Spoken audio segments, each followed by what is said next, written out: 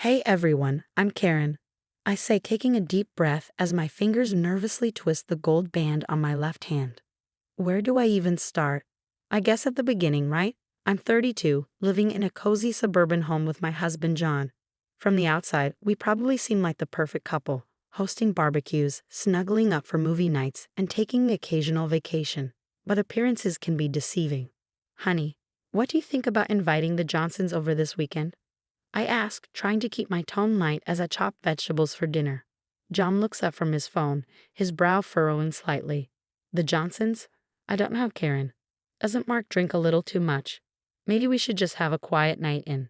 I feel a familiar pang of disappointment. Oh, okay. I just thought it might be nice to see some friends. We don't need other people to have a good time, do we? John smiles, but it doesn't quite reach his eyes. This is how it always goes. Any suggestion I make is subtly shot down, always with a seemingly reasonable excuse. It's been happening more and more lately, and I can't help but wonder when things started to change. I remember when John and I first got married, he was so supportive, always encouraging me to chase my dreams. Now it feels like he's slowly boxing me in, narrowing my world until it's just the two of us. Later that week, I meet up with my best friend Zoe for coffee. She's been my rock since college, and I can see the concern in her eyes as I vent about work. I've been thinking about applying for that marketing position at Tech Innovations, I say, stirring my lie absently. Zoe perks up. That's amazing, Karen. You'd be perfect for it. I smile weakly. Yeah, but I'm not sure if John would be on board. He thinks I'm already working too much as it is. Zoe's face falls slightly. Karen, can I ask you something? Do you ever feel like John is holding you back? Her question hits me like a ton of bricks. I want to deny it, to defend him, but I can't find the words. Instead, I change the subject, asking her about her new puppy. As I drive home, Zoe's question lingers in my mind. Is John holding me back? That night, as we settle in for our usual TV marathon, I decide to broach the subject. So I was thinking about applying for a new job. I say, watching his reaction carefully. John's jaw tightens slightly. What's wrong with your current job? Nothing's wrong. I just think this could be a great opportunity for growth. Karen, you know how demanding new jobs can be. We hardly see each other as it is. Maybe it's not the right time. And there it is again, the subtle manipulation wrapped up in concern for our relationship. A familiar mix of frustration and guilt washes over me. As I lie in bed that night, staring at the ceiling, I wonder, when did I start second-guessing every decision? When did John's opinion become the deciding factor in my life choices? I love him, I really do, but I can't shake the feeling that something needs to change. I'm just not sure I'm ready to face what that might mean. Guess who just landed an amazing job at Tech Vision? I burst through the front door, practically bouncing with excitement. John looks up from his laptop, his expression a mix of surprise and something else I can't quite place. You got the job. That's great, honey. It's more than great, John. This could be a game changer for us. The salary is fantastic, and there's so much room for growth.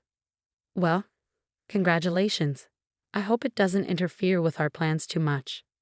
I feel my smile falter slightly but push through. It won't, I promise. This is going to be good for both of us.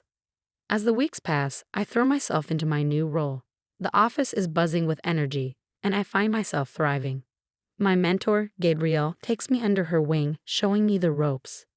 Karen, your ideas for the new campaign are brilliant, Gabrielle says during our weekly catch-up. Keep this up, and you'll be climbing a ladder in no time. Her words fill me with a warmth I haven't felt in ages. It's nice to be appreciated, to have my efforts recognized.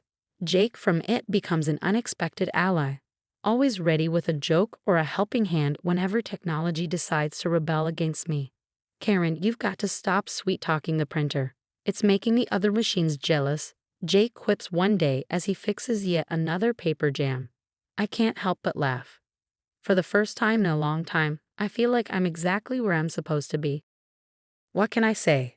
I'm irresistible to all things electronic. I joke as Jake finally fixes the printer. As I settle into my new routine, though, I start to notice John becoming more and more distant. One night, after a team-building event, I come home late to find him waiting up, his face like a thundercloud. Another late night, huh? I guess I should get used to eating dinner alone, he says, his tone dripping with resentment. I sigh, setting my bag down. John, we talked about this. Sometimes there will be after-work events. It's part of the job.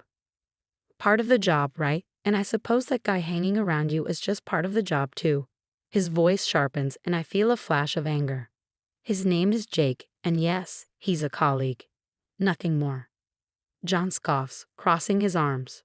Sure, because nothing ever happens between colleagues, right? The accusation stings. I can't believe you'd even suggest that. I thought you'd be happy for me. I'm finally doing something I love. Happy that I barely see my wife anymore, that every conversation is about your precious job. I take a deep breath, trying to stay calm. That's not fair. I'm still here, still committed to us. But I need this, John. I need to feel like I'm growing, achieving something. And what about what I need? What about our plans to start a family? The words hang in the air between us. We had talked about kids before, but it was always a someday thing, not a right now thing. We can still have that, John. But right now, I need to focus on my career. Is that really so wrong? John doesn't respond. He just turns and walks out of the room, leaving me standing there, torn between two worlds. The next day at work, I try to push the argument out of my mind, but it lingers like a bad taste. Gabrielle, my mentor, notices my distraction. Everything okay, Karen? You seem a million miles away. I force a smile. Just a bit of home stress. Nothing I can't handle. Gabrielle gives me a knowing look. Remember, your success isn't a threat to anyone who truly cares about you. It's okay to prioritize yourself sometimes. Her words hit home, and I feel a lump forming in my throat. I want to believe her, to fully embrace this new chapter in my life. But as I sit at my desk, staring at a photo of John and me from happier times, I can't help but wonder, is it possible to have it all? Or am I destined to choose between my marriage and my career? My birthday was supposed to be a fresh start, a chance to bridge the growing gap between John and me. I spent hours planning a small dinner party, hoping it would bring us closer.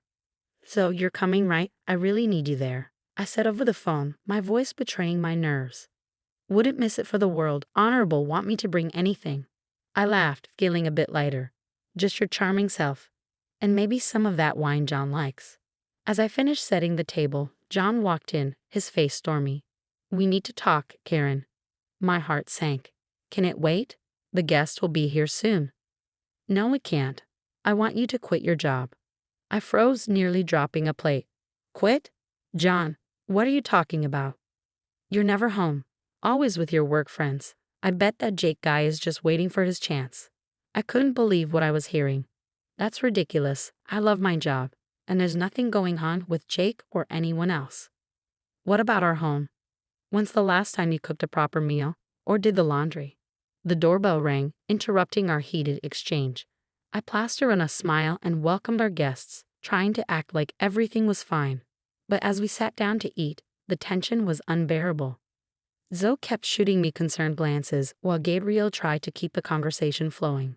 Karen's been doing amazing work, Gabrielle said with a smile. We're lucky to have her. I saw John's jaw clench.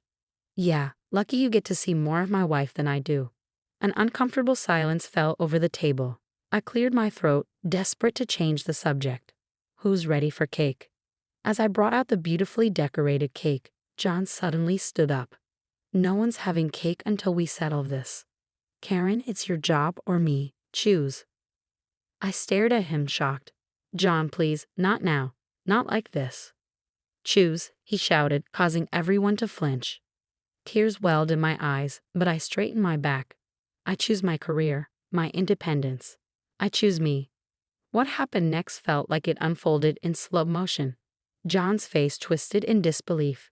Zoe gasped quietly. I stood there, heart pounding, watching as the man I once thought I'd spend my life with stormed out of the room, slamming the door behind him. The silence in his wake was deafening. John's face twisted with rage, and before anyone could react, he grabbed the cake and smashed it onto my head. Frosting dripped down my face as I stood there, humiliated and heartbroken. Our guests gasped in shock, and Zoe rushed to my side, her eyes wide with disbelief. Karen, she exclaimed, pulling me toward her as I wiped frosting from my eyes. Through the sugary mask, I saw the stunned expressions of everyone around me.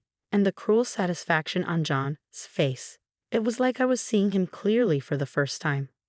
I couldn't stand it any longer. I fled the house, hearing Zoe call after me, but I kept running, my heart pounding in my chest until I collapsed onto a park bench. Sobs racked my body, the weight of years of frustration and heartbreak crashing down all at once.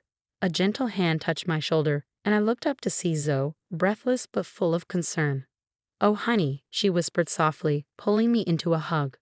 I cried in my best friend's arms, covered in cake and streaks of mascara, finally realizing that this was more than just a bad night. This was the culmination of years of subtle control, manipulation, and emotional abuse. "I can't go back," I whispered. "You don't have to," Zoe assured me. "You can stay with me as long as you need." As we sat there in the dark park, something shifted inside me. The pain was still raw, but beneath it, a spark of determination flickered to life. This wasn't the end of my story. It was the beginning of a new chapter. The days after my disastrous birthday were a blur of tears and tough decisions. With Zoe by my side, I packed up my life into cardboard boxes. "You're doing the right thing, Maddie," Zoe reassured me as we loaded the last box into her car. I nodded, taking one final look at the house I once called home. "I know, it's just hard." At work, I threw myself into projects, finding comfort in the support of my colleagues. One day, Gabrielle pulled me aside, her face serious. "Karen, John's been calling the office, making accusations." My heart sank. "What kind of accusations?" "Nothing we believe." "Honey, we've got your back." True to her word, the company stood by me, and as John's lies fell apart, I began to find my footing again. I thrived in my work, my confidence growing as I rebuilt the pieces of my life. News of John trickled in over time. He had lost his job, alienated his friends. Then, one evening, I received a call from a mutual acquaintance. "Karen, thought you should know, John's been arrested for a DUI." I felt a complex mix of emotions, sadness, relief, a twinge of guilt, but mostly, I felt free. Later that night, I sat on Zoe's balcony, looking out at the city lights. I thought about the woman I was a year ago, trapped in a toxic marriage, and the woman I had become, strong, independent, surrounded by genuine love and support. My journey hadn't been easy, but it had led me here, to a life full of possibilities. As I sipped my tea, I made a silent promise to myself, to never again dim my light for anyone, and to always choose my own happiness. The future stretched out before me, bright and full of promise, and for the first time in a long time, I couldn't wait to see what it held. That's the end of my story.